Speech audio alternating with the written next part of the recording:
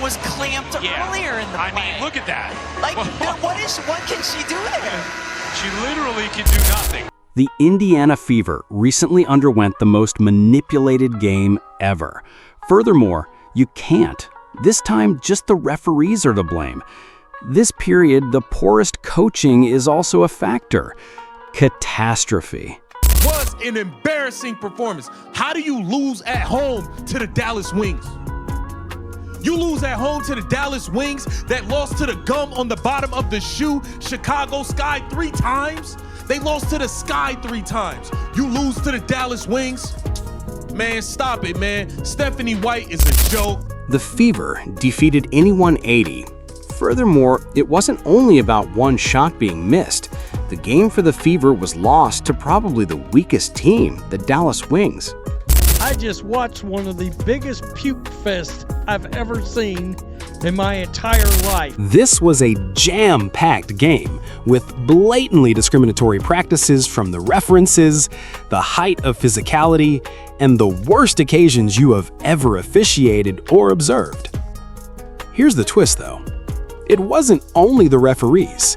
Stephanie White, who shouted out the officials after the game for their unfairness, but in some way, they overlooked her serious errors. The 3-run at home by the opposing team on you when the opposing team is the Dallas Wings and they're not any good. And allow me to explain. You see, everything has turned into a series right now, and that is alarming. If you believe Stephanie and the dishonest referees, the heated game was ruined by both Whites. In the comments section below, write "We are done." What transpired throughout this game then? Let's begin. Okay, the most recent final score, 81-80 in the Wings versus Fever match. However, let's face it, this wasn't only a loss of 1 point. No, this was a clinic that taught me how to triumph in a game without really participating and improved my basketball. And the MVPs? The trio of individuals donning the stripes. Today, it's bad enough when you have the referees being so incompetent, so inconsistent, clearly calling things one way for a certain player and calling it another way for another player. Right from the start, that whistle was finicky to begin with. Additionally, it was picky. That is, it seemed to have a favored squad. Paige Burkers, who frequently got excellent whistle treatment, pushes off to make room. Try Sophie Cunningham as much as you can. They call it filthy when someone breathes close to her. This is the one that continues to cause my brain damage. Fever's late in the fourth, filling the void.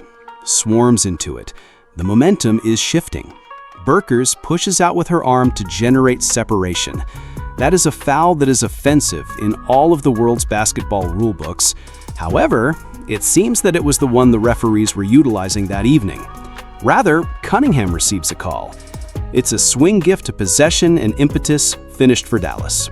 You can just see right here, Sophie and Paige. Sophie has her arms out. Sophie doesn't have her arms on Paige, and Paige just shoves her.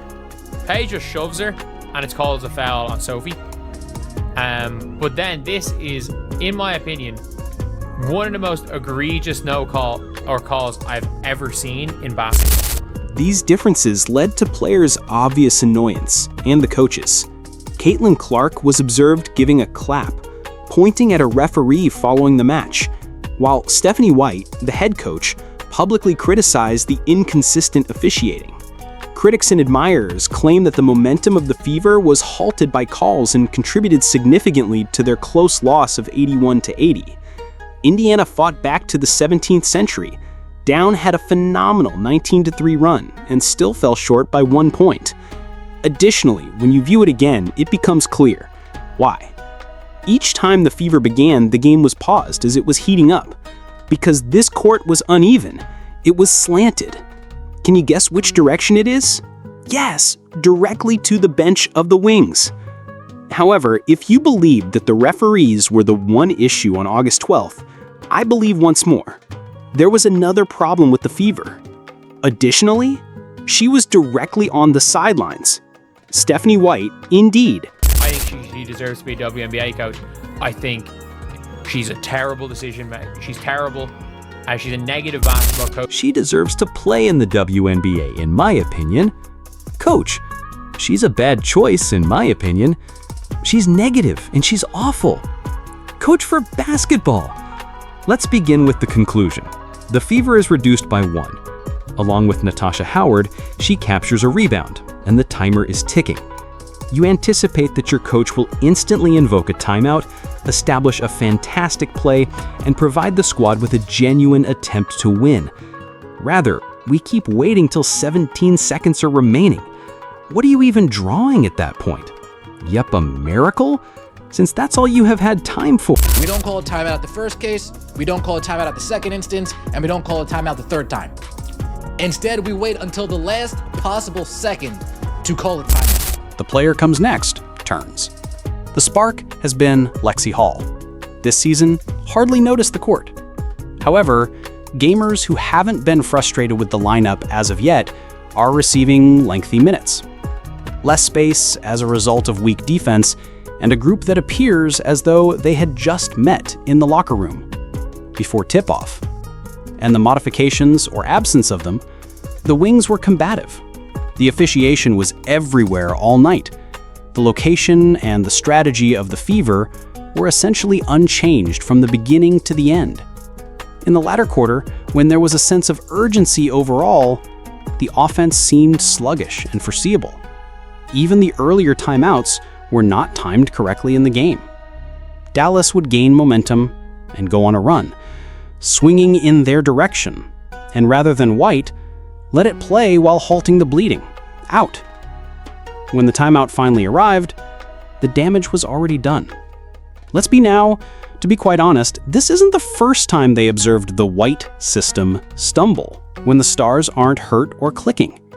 Caitlin Clark has been absent since this season. Almost 20 games. That's, yes, 20. Additionally, rather than altering the offense centered on the group's advantages, frequently, White tries to squeeze everybody into the same inflexible structure. When you lose money as a result of your coaching choices in close games, flow isn't merely ineffectiveness. There is a trend, and it's causing a team to lose more than it gains. Not to mention this particular game. How are Wings outperforming you? A group that lost its previous 5 straight games. They were fighting against everyone, but they stepped on you. It's more than just a loss. It was that, serving as a warning. The opposing team is the Dallas Wings, and they're not any good. I mean, seriously, what just happened during this game? Let's now discuss the league. The WNBA at the moment feels as if it were operating on 2 faulty wheels. One side's poor officiating and shady coaching. On the other hand, the Fever's defeat by the Wings on August 12th was only the most recent evidence. Initially, the referees. It's not a one-time incident. Evening. Throughout the entire season, players, fans, and coaches have been conversing on the whistle's selectiveness. In one game, you witness a blatant foul that is disregarded, and the following time, you see that even the slightest touch might send someone to the line. Additionally, when it occurs in large matches, particularly when celebrities are involved, it hurts worse than Caitlin Clark's. Fragrance, phantom birds, and missed calls seem to be merely theoretical. Supporters are not blind. They are aware of when the game doesn't seem equitable. Next, there's White. Stephanie. Late timeouts, the odd rotations, and the reluctance to adapt when the opposing team is overcoming them. This isn't only about the X's and O's. It concerns keeping the group engaged in combat when things begin to go wrong. And much too frequently, those moments are so fleeting. Place those 2 issues together, and you've developed the ideal formula for annoyance. The league is attempting to expand to attract new followers, particularly with that enormous $2.2 billion media agreement. However, what's the point if individuals begin believing that referees decide the games or by coaching errors rather than by the athletes? Supporters wish to have faith in the item. They wish to have faith that if given how well their team does, they'll triumph. That trust is currently eroding. Furthermore, if the WNBA doesn't resolve the mediating disputes and assist coaches, it runs the risk of losing more as White gets sharper. More than just games, they run the danger of losing the momentum they've put into a lot of effort to construct. The Fever's future under White. Stephanie White had much to say regarding the referees, the unfair treatment, and the calls that benefited Dallas. Indeed, a portion of that was legitimate, but here's the problem. I said, she said. Not a word about herself. Nothing at all regarding the late timeout, without mentioning the rotation choices, and no mention of the gradual modifications. White has a history of inclining to stand before looking outside and use a microphone instead of speaking inside. There is a pattern that makes the pain of the losses twice as great. For if the head coach refuses to even accept her responsibility, how can we fix what's broken, team? The state of Indiana has the ability. Mitchell, Boston, and while she's well, Clark. This is a list that ought to be preparing for postseason runs, not offering justifications. However, leadership sets the tone. If responsibility ends at the entrance to the locker room, the culture changes from "it's someone else's fault" to "we'll get better." That's how encouraging seasons change. I think she plays puke ball. I think she plays slow. I think she plays boring basketball. I think she often gives players too much of a leash when she shouldn't. Gives players she should give a leash, more of a leash to. None of it. She doesn't seem to believe in the hot hand. In fact, she seems to do the opposite of the hot hand, where if a player makes a couple of shots, she pulls them. Furthermore, let's face it, with Clark out, Indiana cannot afford to spend any more weeks. Greater possibilities. Every game counts. Every error matters. Each choice potentially influences their future from the bench. Anyway, if White continues to put aside her errors, the Fever's future quickly becomes hazy. Not because, although they lack the players, the guy is in charge of the ship. To check the compass, blame the waves.